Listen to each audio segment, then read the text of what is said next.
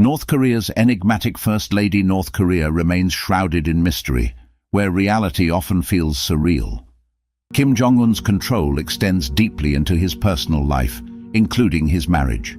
Ri Sol-ju, the First Lady, appears to lead a glamorous life, but behind this facade lies a startling reality.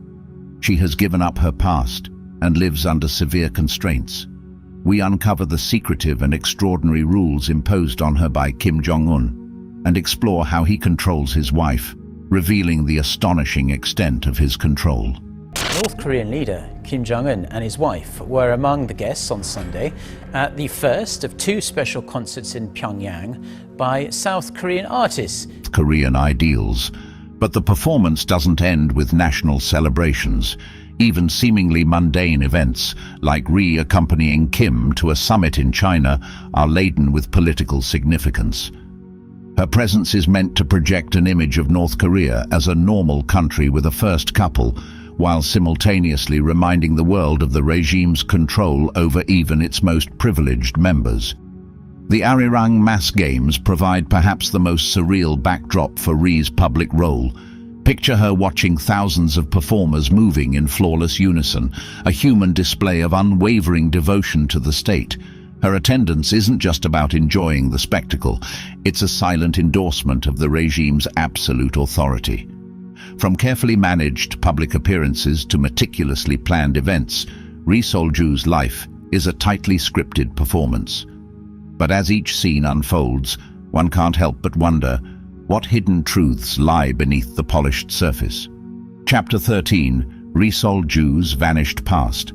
In the shadowy world of North Korea, Ri Sol-ju remains an enigma. Her face might appear in state media, but her true identity is as elusive as a whisper in the wind. It's as if the regime has erased her past, wiping out every trace of who she was before becoming Kim Jong-un's wife. Imagine waking up one day to find your entire history erased. Your birth name, gone. Your birthday, a mystery. Your childhood dreams and adventures, vanished. This is Ri's strange reality day after day. This isn't just about maintaining privacy. It's a calculated move by the regime to mold Ri into the perfect propaganda tool. By erasing her individuality, they've created a blank canvas on which to project their ideal version of a North Korean First Lady. But there's a more sinister side to this. The deliberate erasure of Ri's past serves two purposes. On one hand, it protects her and her family from potential threats or scrutiny. On the other, it adds an air of mystery that keeps people guessing, even when she's out of the spotlight. Imagine the frustration of those trying to uncover Ri's true story. Every lead turns into a dead end. Every potential fact dissolves into rumor. It's like trying to solve a puzzle with half the pieces missing, while the regime holds the rest under lock and key. This veil of secrecy raises many questions. Who is Ri without her past? Does she long to reclaim her lost identity? Or has the real Ri been permanently obscured by the regime's carefully crafted creation? Chapter 12: A Marriage of Power. In North Korean politics, love is secondary to strategy. Forget fairy tales and romance. In the Kim dynasty, marriage is a cold, calculated maneuver. Ri Sol-ju's marriage to Kim Jong-un reads like the plot of a political thriller. Rumors suggest their union was arranged after Kim Jong-il's stroke in 2009, a desperate bid to secure his son's power. But here's the twist. Ri's family reportedly has ties to Hwang Pyong, so a powerful figure whose influence has only grown since the wedding. Likely no coincidence. Now imagine young Ri possibly meeting Kim Jong-un before their marriage. Did they feel a connection? Maybe, but in this world, personal desire is a luxury few can afford. When the regime proposes a marriage, saying no isn't really an option. So there's Ri, facing a life-altering decision that might not have been hers to make. The weight of societal expectations, family pressure, and the regime's control likely left her with little room to decide.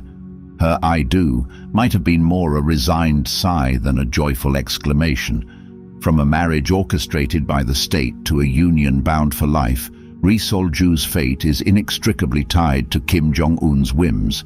In a country where even divorce is forbidden, one must wonder, is this a marriage or a life sentence? Chapter 11, The Unbreakable Bond in Kim Jong-un's North Korea. Till Death Do Us Part takes on an entirely different meaning. For Ri Sol-ju, divorce isn't just discouraged, it's practically impossible. Welcome to the ultimate marriage trap, where I do really means I do forever. Officially, North Korea has divorce laws on the books, but in practice, they're about as useful as a chocolate teapot. The rules are so stacked against her that Ri might as well be trying to swim the Pacific with lead boots. Here's the crux. Grounds for divorce like adultery are a joke in a regime where moral codes bend to the will of those in power. And forget about citing irreconcilable differences. North Korean courts require solid evidence of misconduct, and good luck trying to prove anything against the supreme leader. But let's imagine for a moment that Ri found the courage to file for divorce. Brace yourself for the twist. Any proceedings would likely resemble a hostage situation more than a legal process. With courts under Kim's control, impartiality is as rare as a unicorn in Pyongyang. Now picture Ri standing before a judge, daring to challenge the powerful Kim dynasty. It's not just her freedom at risk. Her entire family could face severe consequences. In North Korea, seeking a divorce isn't just a personal matter, it's practically an act of treason. This unsettling scenario reveals a chilling reality. In a nation where the leader's word is law, even his own wife is trapped, unable to dream of freedom, knowing it's forever out of reach. Her marriage is just another form of state control in a system designed to keep everyone in line. Chapter 10, Living in a Digital Bubble. In today's digital age, most of us can't imagine life without our smartphones or internet access. But for Ri Sol-ju, North Korea's First Lady, this modern lifeline is strictly off limits. It's as if she's living in a time capsule, cut off from the instant communication we all take for granted. Digital isolation, picture this. Ri, surrounded by luxury, yet unable to send a simple text or Google a random thought. It's not just about depriving her of conveniences, it's a calculated move by the regime to maintain its iron grip on the flow of information. This digital isolation serves multiple purposes. First, it prevents Ri from accidentally divulging state secrets or sharing anything unflattering about the regime. Imagine the chaos if she posted a candid selfie that revealed something the government wanted hidden. But there's a deeper, more insidious reason behind this tech ban. By cutting Ri off from the outside world, the regime ensures that her worldview remains untainted by external influences. There's no chance of her encountering ideas that contradict the official narrative or connecting with people who might challenge her perspective. Consider the psychological impact of this isolation. In a world where global events unfold in real time on our screens, Ri is trapped in a bubble of state-approved information. It's like living in an echo chamber with no escape. This raises thought-provoking questions. In her position of privilege, does Ri even realize what she's missing? Does she ever yearn for the connection and information at her fingertips? Or has a lifetime of indoctrination dulled that desire? And in this age of digital diplomacy, how does North Korea justify keeping its First Lady so disconnected from the world stage? Ri's forced digital isolation offers a chilling glimpse into the lengths the North Korean regime will go to control information. Does she understand what she's missing, or has indoctrination dulled her curiosity? And how does North Korea defend keeping its First Lady so out of touch with the world? Chapter 9, Trapped in Isolation. Imagine being told you can never see your parents again, simply because you married the most powerful man in the country. For Ri Sol-ju, this isn't a nightmare, it's her everyday reality. In a twisted display of control, Kim Jong-un has effectively erased his wife's family from her life. Family separation, picture the heartache. No warm hugs from her mother, no fatherly advice, no laughter with siblings. Ri's family ties have been severed as cleanly as if cut by a knife. It's not just about physical separation, it's an emotional quarantine as well. This isn't mere cruelty, it's a calculated strategy. By isolating Ri from her roots, the regime ensures her complete dependence on Kim and the ruling elite. There's no safe haven for her, no outside perspective to challenge the party line. Ri's world has shrunk to the suffocating confines of the regime's inner circle. But the impact extends beyond Ri herself. Consider her family, forever marked as relatives of the supreme leader's wife. Are they living in luxury as a reward, or have they been sent to remote corners of the country to prevent any potential influence? The uncertainty alone must be agonizing. This forced estrangement raises chilling questions. Does Ri ever find herself wondering about her parents' well-being, or whether she has nieces or nephews she'll never meet? In moments of doubt or fear, does she long for the comfort only family can provide? And in this game of total control, has Kim created a wife or a hostage? Ri's forced separation from her family offers a stark look into the North Korean regime's willingness to weaponize even the most sacred human bonds. It's a brutal reminder that in this secretive state, personal relationships are just another tool for maintaining power, no matter the emotional cost. As we reflect on Ri's isolation, we're left to wonder, in a country that claims to value family above all, what does it say when even the First Lady is forced to forget her own? Chapter 8. Ri Sol-ju's Hidden Motherhood. In the secretive world of North Korea, even pregnancy becomes a matter of state control. For Ri Sol-ju, North Korea's First Lady, expecting a child isn't a time of joyful anticipation. It's a period of intense isolation and pressure. Imagine being pregnant and suddenly disappearing from public view, as if swallowed by a black hole. That's Ri's reality. As soon as her pregnancy becomes noticeable, she is whisked away into seclusion, hidden from the eyes of both her fellow citizens and the international community. But why all this secrecy? It stems from an age-old belief that still holds immense power in North Korea's leadership circles, the necessity of a male heir. The birth of a son isn't just a family matter, it's crucial for the dynastic succession and the stability of the regime. Picture the tension in the air as Ri's pregnancy progresses. The entire nation holds its breath, waiting to see if she will give birth to the all-important male heir. It's like a high-stakes game of chance, with the future of the regime hanging in the balance. The pressure on Ri must be unimaginable. After giving birth to 2 daughters, the arrival of a son was met with carefully staged celebrations. State media went into overdrive, portraying the newborn as a symbol of the regime's strength and continuity. This old-fashioned approach to succession raises many questions. In a country that claims to be progressive, how can it justify such archaic practices?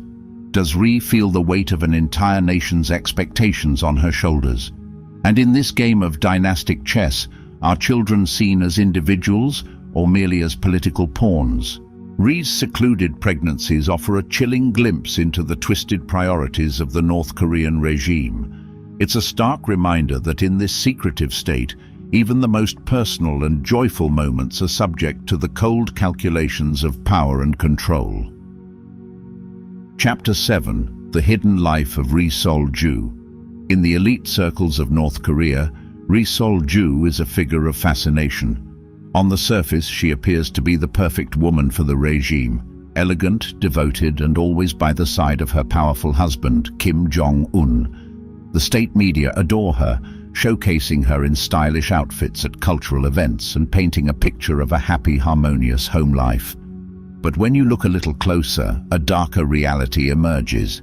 Ri's carefully crafted image highlights the vast divide between North Korea's privileged few and the millions who struggle daily. While she enjoys a life of luxury, countless women in her country live in poverty, with limited education and immense pressure to sacrifice everything for their family and the state. Ri's silence is striking. In a nation that claims to champion women's empowerment, the First Lady's voice is conspicuously absent. She is more symbol than person, a beautiful prop in the regime's ongoing display of control. This stark contrast between image and reality is not lost on the people. Ri's fashionable attire is more than just for show. It serves as a reminder of the extreme inequality in North Korean society. While she dazzles in designer clothes, Ordinary citizens struggle to obtain even basic necessities. Ironically, the regime's efforts to present her as the ideal role model may have backfired. Instead of inspiring admiration, Ri's appearances often lead to curiosity about the unseen women of North Korea, those who face immense hardships with quiet strength and who defy societal norms in small, brave ways. In the end, one has to wonder if Ri, confined in her luxurious cage, ever dreams of trading places with these unsung heroines. Does she long for the real strength that comes from genuine struggle? The answers, like so much in North Korea, remain hidden behind a veil of secrecy. Chapter 6. The tense reality of Ri Sol-ju. In the shadowy corridors of North Korea's power structure, the concepts of love and loyalty take on twisted forms. The regime projects a pristine image. Adultery and polygamy are strictly forbidden. But a closer look reveals a world where power trumps morality every time. Kim Jong-un's own background, born out of wedlock, demonstrates that the dynasty prioritizes bloodline over social norms. This is a chilling thought for Ri Sol-ju, because in a society where producing a male heir is paramount, tradition suggests that if she fails to do so, Kim might seek other options, with or without her consent. But even having a male heir may not be enough. Just as Kim Jong-un was chosen over his older brothers to lead the country, he could decide his successor based on who he believes is most capable, regardless of birth order. It's like a perilous game of chess, where every piece, including Ri, can be replaced. Then there's Hong Song-wol, Kim's former girlfriend, who has re-emerged in his inner circle. With her prominent role in the party and her presence on international trips, whispers abound about her true intentions. This complex web of power, loyalty, and hidden agendas creates a tense environment for Ri. She must navigate a world where her husband's interest in other women may be overlooked for the so-called greater good of the regime. In a country where the supreme leader's word is law, personal sacrifices are made behind closed doors, leaving one to wonder, can anyone truly be in control? The intrigue deepens as we continue to watch. Chapter 5. Trapped in a golden cage. Imagine living in a gilded cage where every whisper is overheard and every move is scrutinized. This is the world of Ri Sol-ju, North Korea's enigmatic first lady. In a country where paranoia reigns supreme, even the wife of the powerful Kim Jong-un is ensnared in a web of constant surveillance and control. Picture this. You're at a grand international event surrounded by world leaders and their spouses. Everyone is mingling, laughing, and sharing stories. Everyone except Ri. She stands quietly by Kim's side, her lips sealed, because Kim Jong-un has decreed that his wife shall not speak to foreigners. This isn't just about guarding state secrets. It's a calculated effort to maintain a tight grip on information. Every word Ri might utter to an outsider could chip away at the carefully constructed image of North Korean superiority. But the control doesn't end there. Ri's entire existence is a meticulously planned performance. Her every move, every outfit, every public appearance is orchestrated to support the regime's propaganda. She is not just a wife, she is a living advertisement for North Korean ideals. As a result, you have a first lady who lives in luxury, yet is less free than the average citizen. While ordinary North Koreans might find ways to bend the rules or access forbidden information, Ri lives under a microscope, her actions constantly monitored for their impact on the regime's image. Chapter 4. The Vanished Freedom of North Korea's First Lady. Imagine being a bird with wings clipped, forever trapped in a gilded cage. This is the reality for Ri Sol-ju, North Korea's enigmatic First Lady. But here's the twist. She once knew what it felt like to soar, and that freedom has been taken away for good. Before becoming Kim Jong-un's wife, Ri reportedly lived a life that most North Koreans could hardly fathom. It's said she studied music in China, experiencing a world vastly different from the rigid, controlled environment of her homeland.